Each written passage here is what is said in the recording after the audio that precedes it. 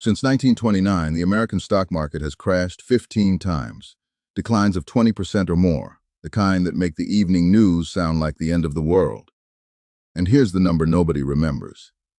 In the median case, the market was back at a brand new all-time high about 14 months after it bottomed. Crashes are violent. They're also temporary. But there's a stretch of time that destroys more retirement savings than any of those crashes. And it doesn't look dangerous at all. It looks like a party with a cake and a card. It's the first 12 months after you retire. In the next 10 minutes, I'll show you the 3 ways a nest egg gets wounded in year 1. A spending pattern that hits 6 in 10 new retirees. A math problem that explains most retirement failures, and a set of tax traps with 2-year delays built in. A market crash heals. These usually don't. Let's start with the one hiding in plain sight. Mistake number 1, treating your first year like a normal year.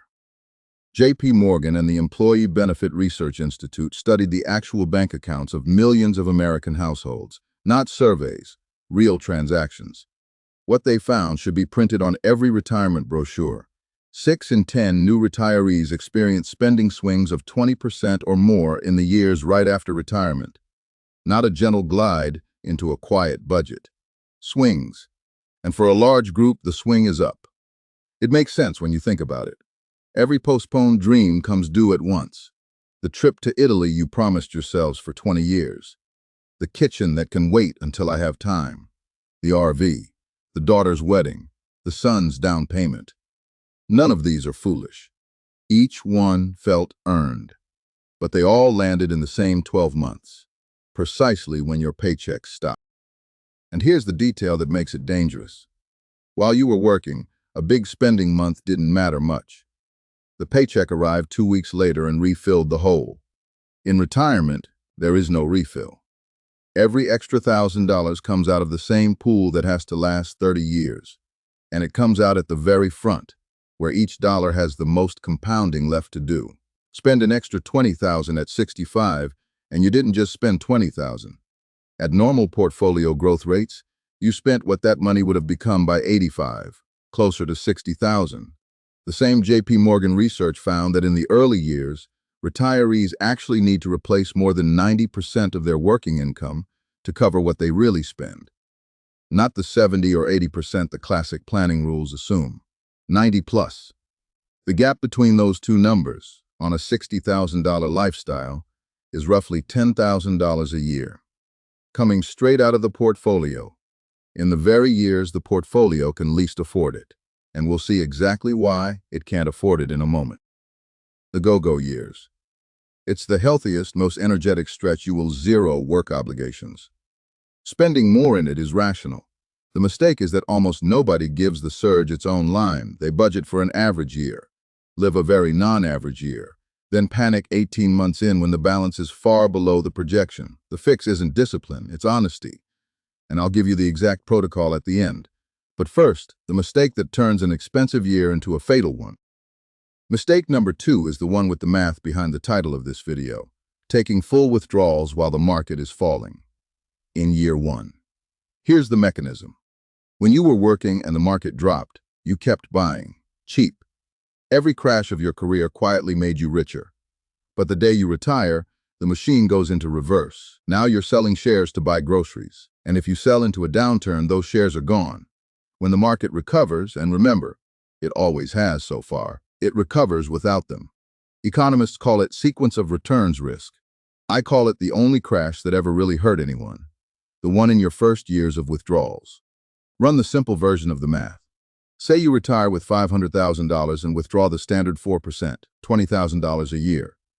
Now the market drops 30% in your first year. Your $500,000 becomes roughly $330,000 after the drop and the withdrawal. To get back to even, the market doesn't need to rise 30%. It needs to rise more than 40%. And while it climbs, you keep withdrawing. Your $20,000 withdrawal is no longer 4% of the portfolio. It's 6% of what's left. A withdrawal rate the safe withdrawal research has never called sustainable. Same market, same recovery, same person. The only thing that changed is when the crash happened. The numbers are brutal. Morningstar's retirement research team ran thousands of retirement simulations for their State of Retirement Income report. Then they looked only at the failures, the cases where the money ran out early. Nearly 70% of all failures were scenarios where the portfolio had lost value by the end of year 5. Read that again. Of all the ways a retirement can fail across 30 years, most of them were already decided in the first 5. And the flip side is just as striking. Retirees whose portfolios simply avoided losses in year 1 cut their lifetime risk of running out of money roughly in half. 1 year. Retirement researcher Pfau found that the return in your single first year of retirement explains about 14% of the entire 30-year outcome. No other year of your life has that much leverage. If this sounds theoretical, ask the people who retired in October 2007. Target date funds built for retirees in 2010, the supposedly safe option, lost 34% on average in the crash that followed. Those who kept withdrawing on schedule locked in the damage permanently.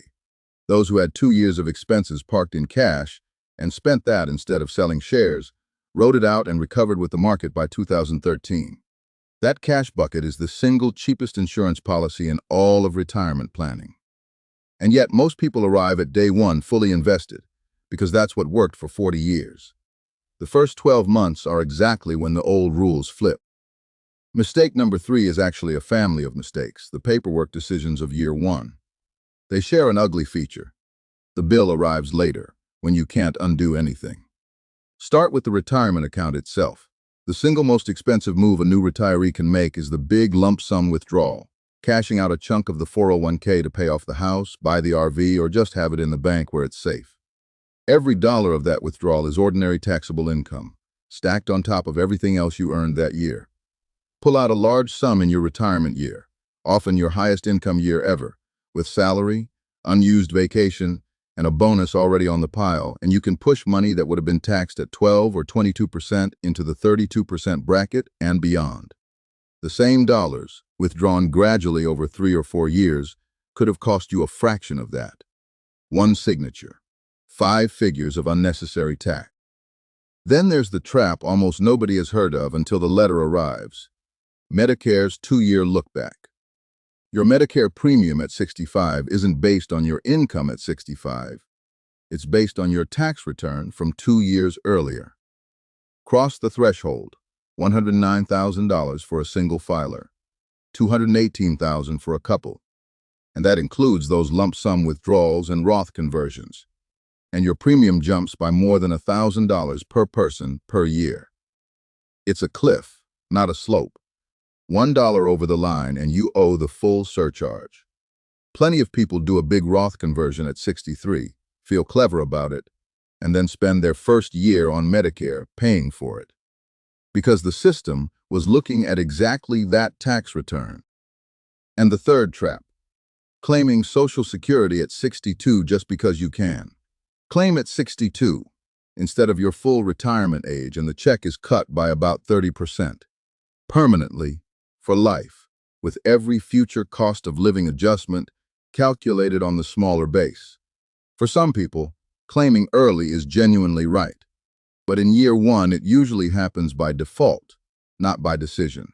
It's the retirement version of signing the first contract someone slides across the table. Put a number on it. If your benefit at full retirement age would be $2,000 a month, claiming at 62 brings roughly $1,400. That's a $600 gap every month for the rest of your life. And if you live to 90, the early claim can leave 6 figures on the table. Nobody would sign a contract described that way. But framed as you can start collecting now, about a quarter of Americans take it in the first year they're eligible. A crash takes your money and gives it back in a couple of years. These 3 don't give anything back. That's why the title of this video isn't an exaggeration. The crash is the recoverable event. The first year decisions are the permanent ones. So here's the practical part. The first year protocol.